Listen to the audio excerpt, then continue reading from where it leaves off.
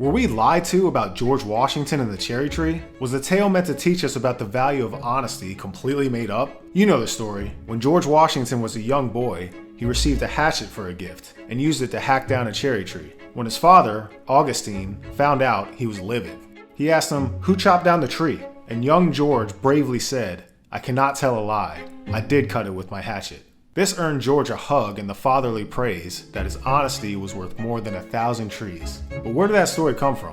In reality, no evidence exists that tells us anything about Washington's relationship with his father, who died when he was 11. The story was invented by Mason Locke Weems, one of Washington's first biographers. A traveling minister turned bookseller, Parson Weems published The Life and Memorable Actions of George Washington in 1800, a year after Washington died. The cherry tree story didn't appear until the 5th edition came out in 1806. So why did he make it up? Money was definitely a motivator.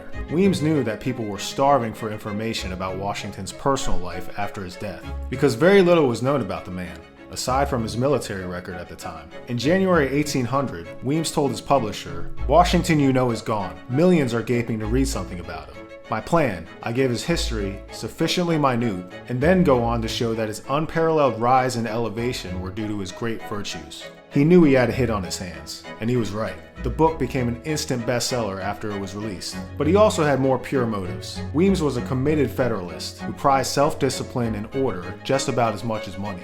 He wanted to correct the early American tendency to deify Washington. In other words, he made George look good without making him a god. Weems wanted to provide the perfect role model for young Americans, one made of flesh and blood, to show that Washington's public greatness was due to his private virtues, and not only his achievements as a general and a president. If it came at the cost of historical accuracy, so be it. So was the story meant to teach us not to lie, itself a lie?